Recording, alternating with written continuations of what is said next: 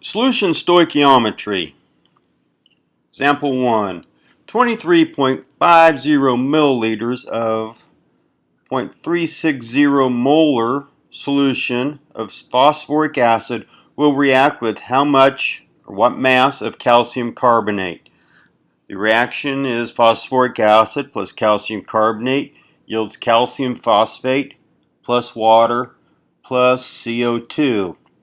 The first thing you have to do is balance this equation by putting appropriate coefficients. So we can see here we have 3 calciums. So I'm going to put 3 here as my coefficient of 3. I now have 3 carbonates or carbons. I'm going to go over here and put 3. I see I have 2 phosphates. So I'm going to go over here and put 2. And then water, I have 6 hydrogen. I'm going to put 3 here to give us 3 waters or 6 hydrogen. So now our equation is balanced. I'm going to do some bookkeeping. I'm going to put 23.50 milliliters under the phosphoric acid. And then I have to remember that the 0.360 is moles all over 1 liter. And we want to find the mass here. Mass is usually in grams or milligrams. And we need to find mass, we need the molar mass, which I know it's 100 grams per mole. That comes from the periodic table. So I've now done my bookkeeping. Let me scroll down.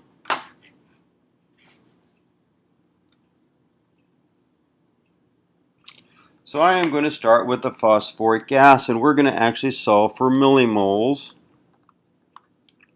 of the H3PO4 step 1. So I have the 23.50 milliliters.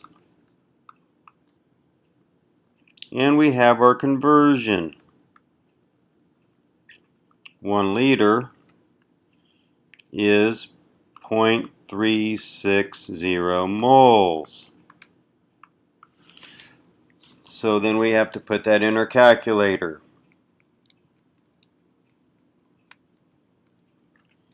And I get 8.46 millimoles of H3PO4. Why the milli? Because the liter here only canceled out with the liter, leaving behind the milli. So using that number, now I can solve for millimoles of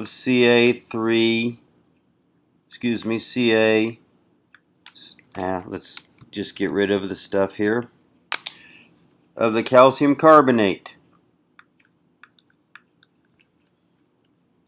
I know we have 8.46 millimoles of H3PO4. This is where the coefficients come in.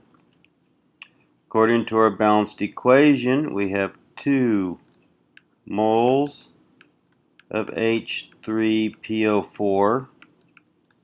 For every 3 moles, it'll react with every 3 moles of calcium carbonate.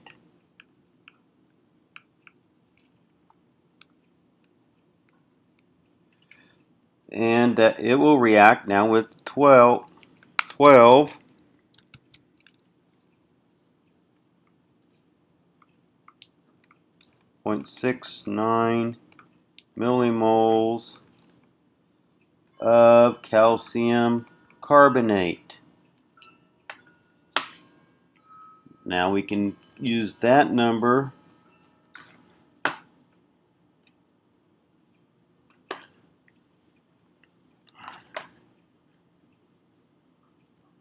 to solve for mass.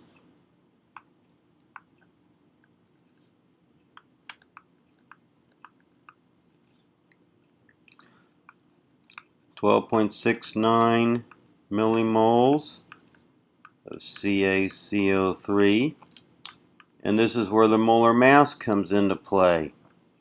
For every 1 mole, we know there's 100 grams. That number comes from the periodic table. And we get 1,269 milligrams of CaCO3, which there's 1,000 milligrams in a gram, so that's 1.269 grams of CaCO3. So that would be the mass that that volume could actually react with.